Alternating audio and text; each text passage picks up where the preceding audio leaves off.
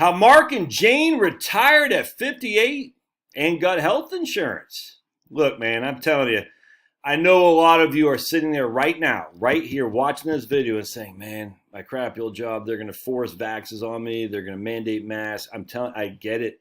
I get SRT, the CRT crap breathing down my neck. I'm training my replacement from India. I get it. And you're sitting there thinking, I don't know if I can do this anymore, but I'm scared because health insurance. Just got off I met a lady today, very nice, wonderful lady in California. She had like $2.5 million, house paid off, just sitting pretty, man. Good shape. She's 58. Husband's about the same age. And she's like, she can't emotionally. I mean, she's trying to. She's paid me $2,500 to try to help her crunch the numbers, but most is just an emotional construct where she's, I've never not worked. I don't know. It's like I never have not worked. It's hard to grasp. It's hard to get around the fact that I've never not worked. And she's worried crapless about health insurance. I do 100% get it. I wish you wouldn't worry so much. And that's what I told her. I said, okay, so before we get off this call, because she's fine. I mean, there's no, look, man, her ace in her sleeve is that she has a house in California that's worth a good amount of money that's paid for. She's going to be fine. Going to be fine. I told her, and I'll tell you, that from the ages of 58 to 70 are your times you got to party like it's 1999. As you start getting into your mid and late 70s, I'm just telling you, you're going to start doing less and less and less. And if you don't take advantage of your time now, you'll never, I won't say never, but there'll be less of a chance for you to do that. You gotta enjoy it. So anyway, I know this is happening a lot. It's going to happen a lot more. And I know you're worried. I get it. One of the benefits, look, I can't stand the way Obamacare came about. I can't stand it. I've said this till I'm blue in the face. Nancy Pelosi had the best argument in favor of national health care that there ever was. Now, national health insurance and actual good care are two completely different things, I grant you. But she said, why should you have to only get it through work? Why can't you just go and be an artist, go and do whatever you want, be a fisherman, and not have to worry about health insurance? And then they went crazy on the left, and that was the best argument there was for a national health insurance, where you just say you pay your taxes and the government takes care of everything. Look, it's not efficient. It's incredibly corrupt. It is going to be rationed health care. I get all that. But there's a huge value added, and no one can deny this from the right or the libertarians, to say that people would rather pay and be subject to insurance companies.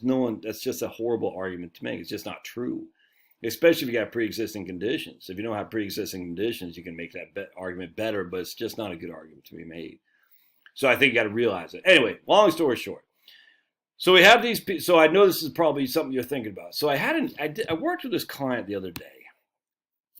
Well, not the other day, but he sent me this guy right here. Mark and Jane. This is from my website. I'll put a link in the show notes. Now, Mark and Jane are not their real names. We're saving that to protect the innocent and a good guy. Anyway, so I'm going to show you something right here. Remember, the first page of my website, the homepage of my website, it is right here. I know there is nothing better for men than to rejoice and do good while they live. Rejoice while you're living. Working for some clown who can't stand you because he's upset too, because he's like, man, S rolls downhill. I don't like where I'm at, so I'm going to take it on you. Who's pushing CRT crap, who's pushing masks, never mind max mandates, mandating vaccines. Screw all that. Now look, take it, be deliberate. I grant you. I know there's nothing better for men than to rejoice. And then just watch this video too I did right here. Are you ready to get out of the cubicle? Watch that video. I did that a few years ago. All right, so we're going to go down to here. And we're going to read this. It's a very simple, it's just emails. I mean, I literally, other than change their names, and I changed a couple typos, I just literally cut and pasted it. It goes, hey, Josh, we had our meeting in May where we discussed our financial plan. One of the last things we discussed was health insurance, not something I had planned on, but you had brought it up because I'm a professional. My wife, Jane, was on Cobra after retiring from her crappy old job, and her premium was $850 a month. As a retiree with my former employer, I have the benefit of retiree health insurance coverage that's much more reasonably priced. However, I suggested applying for Obamacare because our taxable income is going to be so low for the next 6 to 7 years, doing us due to us drawing down our non-qualified, non-retirement accounts, which is exactly what I told this woman today. I said, man, we budgeted $24,000 a year for healthcare until 65. I said, but you know something? If you spend down your savings account, because she rightly has a lot of money in savings, you're going to get Obamacare pretty significant discounts, real significant discounts. And she actually went on Obamacare. All her doctors are already in Obamacare. They're already accepted. And more doctors are going to, because they want to be part of that, unless they're going completely private, the direct DPC route, which I love. But anyway, so all my doctors already in accepting Obamacare. And I'm going to get it for, if I spend down my savings, cheap. So again, no Roth conversions. All right.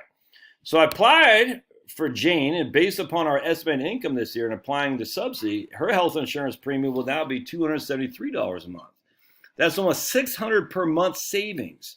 Wow, thanks so much for the suggestion. So that pays for my $600 a month times 12 is $7,200. So that pays for my financial planning fee 3 times over. And since our taxable income will be even less next year, Jane will receive an even higher subsidy and lower premium. In addition, if Jane has a good experience with a new health insurance, Blue Cross Blue Shield, that's fine. I'm going to change my coverage over too, and we will realize an even greater reduction in our monthly health insurance costs. The special enrollment period runs August 15th through August 15th, so be sure to share that. I got to do another. I need to. I actually got an email from USA just right now on that. To give you a bit more detail, I estimated our taxable income for 2021 to be about $41,000, as Jane received her final bonus in 2021, though she retired at the end of 2020, and accounted for some capital gains and dividend income. So in 2022, our taxable household income will be much lower, as we'll only have a small amount of capital gains. We'll be drawing almost exclusively from our non-qualified brokerage money. Money market account. Heck, I might be forced to convert some of my traditional IRA to a Roth, ding, ding, ding, just so my income isn't too low to qualify for Medicaid. Don't want that. Sincerely, Mark. Life is good after ditching the COG. What a great post. I love that. I love it. I love it. I love it. Lady I was talking today, I said, look, we'll call her Brenda. Say Brenda. Her name's not Brenda. Worst case scenario is, because she's not going to run out of money. I mean, but let's just say you get bored or something like that. You just go work, freaking part-time, $10 an hour. You make $15,000 a year, doing whatever you want to do. $15,000 a year plus whatever the other money has coming in. That'll keep you well below the threshold for Obamacare in terms of getting the premium credits. And on top of that, you won't really even need to tap your portfolio at all. You just tap your savings account. But don't do Roth conversions. Anyway, don't stay at your crappy old job if they're forcing crap on you that you don't want. It's crazy, man. All right, we'll see you.